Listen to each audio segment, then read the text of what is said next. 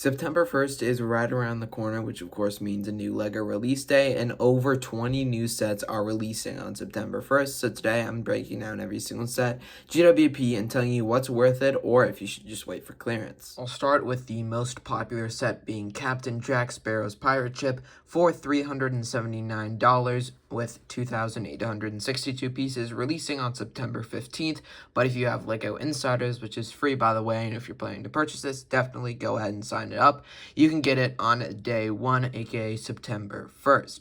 So this set is not quite priced per piece, being 2,000 pieces. Of course, they have to pay for the IP and all of these minifigures, which will look very nice. There is 8 minifigures in total in this set. Of course, these are actually some pretty nice minifigures, but there is nothing really that they nailed out of the park, at least for printing or anything else like that. I know some of these figures, like this one, I don't know his name, but they definitely did really good with him, as well as Jack Sparrow, but nothing really out of the park. No dual mold legs or on printing or anything that's really amazing. But of course, you are getting this set for the beautiful build with a lot of interior, actually. As you can see in some of these slides that LEGO has made, here's a little bit of a scale.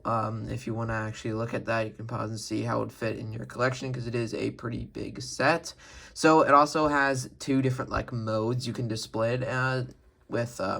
This sort of, I guess, for your shelf, you can have these 2 brown pieces on the bottom of the hull of the ship for the shelf, I guess, so it can actually balance on the shelf, and you can also remove it and just have it flat, like you want it to be floating in water. I'm not sure if it actually floats. I'm assuming it doesn't because it is a little bit big for it, but still, this also comes with a lot of cool pieces, like these sail pieces, which are a little ripped and everything, as well as a lot of other cool details again inside of this ship. And I think this is definitely worth your money, if you're a fan of Captain Jack Sparrow's pirate ship, which technically should be called the Black Pearl. 2011 was the first release of the original Black Pearl, actually being called the Black Pearl, with 779 pieces and 2 minifigures less than the newer one, being 6 minifigures. On average, new sealed in box, you can get this for about $780, at least on Bricklink. The last 6 months for sale on Bricklink.com is, of course, where I'm looking at it here. And the main thing I want to talk about is why LEGO doesn't call this the Black Pearl. So on their official LEGO website, there was actually a response to someone's comment on Lego.com. They actually completely responded to their comment, and this is what they said. It was kind of a little bit vague on why they didn't call it that. Personally, if I'm a fan, it would kind of bug me because I am a Star Wars fan, and of course, Jango Fett's Slave One is not called Jango Fett's Slave One, at least the UCS version, as well as the $70 Playscale one is called Jango Fett's Starship, which it makes no sense. I mean, I guess it's because of that word slave in it. Personally, I don't mind it too much. It does kind of ruin the box and everything, but honestly, at the end of the day, I don't think it matters too much because it is a pretty small print on the giant box. Of course, the main focus being the actual pirate ship. Overall, I don't think it really takes down the quality at all, but I'm just very curious on why LEGO decided to name it the Captain Jack Sparrow's pirate ship rather than the Black Pearl. The next set on my list would be the advent calendar sets, which of course every single advent calendar from 2011 to 2025 has been releasing on September 1st. You won't need insiders to actually purchase this on September 1st, but this set retails for $45 and has 263 pieces, so around 100 less than we saw last year. We didn't see a price change for this, which I'm actually very excited for. And usually they come with sort of, at least in the past 2 years, they've come with figures that sort of round out the year and some of the best figures that we've seen of that year, but they're sort of starting to downgrade them, being the Super Battle Droid here. We also see Ahsoka's Astromech Droid, which is very weird inclusion. I kind of thought the same thing about the Praetorian Guard that we saw in the last advent calendar, but still, I mean, I guess it's a way to get Ahsoka's Astromech Droid if you've been looking for him, even though it's not even a cheaper way. Personally, you're getting less pieces, and it was definitely preferred to get the Jedi Interceptor rather than this set. And this set comes with a grand total of 24 builds. I'm not sure how they're actually going to organize them, because last time sometimes they fit a minifigure and a build in one second part, so I haven't actually counted them all up. But if I take a closer look at some of these builds, we can see the droid from Andor, which has got to be one of my favorite inclusions. I know Legos, at least Lego Star Wars, has been downgrading over the years, but like last year's advent calendar included a mini kit and some classic builds, which was actually really, really cool. It was for the 25th anniversary of Lego Star Wars, but I still think that's some actually really cool inclusion. Also, I like the Buzz Droid. Sadly, it doesn't have any printed elements on the tan pieces there, but I still think it is a pretty cool build as far as advent calendar builds go. I did try my hand at building 25 builds, and I definitely don't think it's as good as one of these advent calendars. Some of them are not going to be the greatest builds ever, but some of them are actually going to be surprisingly good. Probably less than half of them, but still, I really like most of these builds that are here. Like I said, a weird inclusion was Ahsoka's Astromech droid, but I'm mainly going to talk about the BD droid here, which is not Cal Kestis. He actually comes with a red print, which was in the buildable figure of the BD droid, which was one of the only sets we've gotten for Jedi Fallen Order. This one is from the N1 Starfighter and has the blue print, which is the exact same one that we see in this advent calendar. It's a strange inclusion, but I mean, it is cool to put it alongside of your 25th anniversary Cal Kestis, even though it's not 100% fully accurate. For $45, I'd probably wait for clearance for this, honestly, but still, really like the set. I'll also shortly cover the Minecraft advent calendar, which is sadly replacing Marvel's advent calendar for the year, so no more Marvel advent calendars as far as I can see, which kind of sucks. I definitely don't like Minecraft as much as I like Marvel, and I'm sad to see that Marvel advent calendar has officially, I guess, retired. It may be reintroduced, hopefully, but most likely not in the near future. This set actually comes with more pieces than the Star Wars one and has 300 of them, and it comes for the same price of $45. I don't think this is even a good purchase for a Minecraft fan. It comes with some pretty mediocre builds and nothing really out of the ordinary, nothing I couldn't get somewhere else.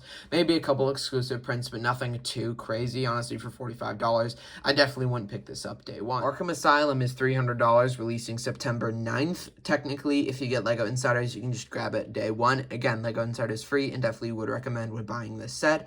So this set has 2,963 pieces, so almost price per piece. Honestly, I would just say price per piece at that point, and it comes with a whole lot of minifigures, most of the Batman villains being Riddler. It doesn't come with Two-Face again, which I am actually first noticing. He did release in the $50 tumbler from January 1st, so you can pick that one up. And honestly, if you have Arkham, I'd recommend saving up, I guess, for the tumbler as well, because it would look really good next to it, and of course, having the entire, I guess, roster of Batman villains, at least the most iconic ones. The only one that's missing is Two-Face, which I like to be exclusive from the Dark Knight tumbler, so I actually don't really mind that the more I think about it. Most of these come in the prison suits, which I don't really like, especially for, like, Bane and Scarecrow and Killer Croc. Those are the main ones I really don't like, being in their normal prison suits, but it does come with 3 of them without their prison suits, which is kind of weird, and it also comes with 2 comps, which I think is a pretty cool inclusion. So it's Catwoman, Batgirl, Batwing, which I know a lot of people are complaining about because the lack of just detail on the wings, it doesn't really give us a better image of Batwing, but still, I think it also comes with some pretty nice minifigures, nothing really out of the ordinary, but it's definitely inclusions that I would like. Here's the scale if you want to see if you can pause it and fit it on your shelf if you'd like, and there's also a bunch of hidden details, and these images definitely don't show every single hidden detail that's there. I believe it also comes with a hidden tile of the first Batman comic, so this is definitely really cool for a lot of fans. You can see a bunch of hidden details for only $300, at least price per piece ratio, and you're also getting a lot of good minifigures. I mean, maybe not all of them are 10 out of 10, the best minifigure I would get, but still, I mean, it's a $300 set, and I still think it should be including a little bit better minifigures, but nothing really out of the ordinary for the figures again. But honestly, I think it is actually pretty good. You can see some of the breakdown here. For all the details and everything you're getting, I still think this is worth it and definitely should be on one of your top lists as a DC fan. It also comes with a lot of these jumping, like clear jump pieces, which is pretty cool, so you can actually recreate a lot of scenes, not just this exact one. And also when I searched up Arkham Asylum, it included the 2 older ones, which is actually pretty cool and fun to see, so you can actually sort of compare it. Of course, I'm not going to do a full comparison on every single Arkham Asylum, but it did show this one as well as the Lego Batman Batman movie one, so I thought I'd throw that in there. Next is Willy Wonka and the Chocolate Factory for $220, releasing on September 18th or September 1st for insiders, coming with 2025. This set has 9 minifigures, which we're probably never going to see ever again, if I'm being 100% honest. We're most likely never going to get a Willy Wonka and the Chocolate Factory set ever again. This is probably just a one and done for LEGO, so if you're a fan, definitely pick this up. Even though it may be a little bit overpriced to you, I still think if you're a fan, you're never going to see these figures ever again, and I really think the Wonka figure here is actually pretty good, and honestly, really like the build as well. That's like the main thing I was going to talk about here, and I believe the chocolate waterfall or chocolate river actually like flows when you crank a lever in the back, so I think that is a pretty cool feature. It's honestly the only feature of this set, but still really like this set. If you're a fan, definitely pick this one up, because it's probably going to be the only time you're seeing most of these minifigures, or any of these minifigures, honestly. The final set I'll talk about, are technically CMF or minifigure, is the Spider-Man Across the Spider-Verse minifigures, which I did select on the 6-pack, but of course you can get a singular one for $4.99 each. And here is the whole roster, I believe 12 different Spider-Men in total, so I think that is actually pretty cool to see. And I know a lot of these figures have had a lot of hype around him, like this are the only two they really go full showcase of, which is kind of sad, but still really like most of these figures, and I'm probably going to pick up 1 or 2 on September 1st. Honestly, really cool figures, and I'm not really too much of a Spider-Man fan, but all the detail and printing that they have on these figures are just amazing. As you can see, the Spider-Man 2099 has so much cool printing and detail. These will definitely go up in value when they retire, and I definitely recommend getting at least 1 or 2, especially if you're a fan of Spider-Man. So all in all, if you're really a fan, with most of these sets being the Captain Jack Sparrow's pirate ship, Willy Wonka and the Chocolate Factory, and Arkham, are honestly the only 3 sets I would really be looking out for if I'm a huge fan. I definitely think they're worth the price tag that LEGO's put upon them. Honestly, there's nothing too big for me. Being a Star Wars fan, I'm most likely not going to pick up the advent calendar, because nothing special, and there's nothing I would need to get day one. I'd wait for clearance for most of the advent calendars if you really want to get them, but it does actually come with some heavy hitters, surprisingly, because August 1st was last month, and that was mainly the big summer wave. But definitely don't sleep on September, and I'd love to see you guys in the LEGO store September 1st. So I hope you guys enjoyed. Have an amazing rest of your day, and see you all in the next one.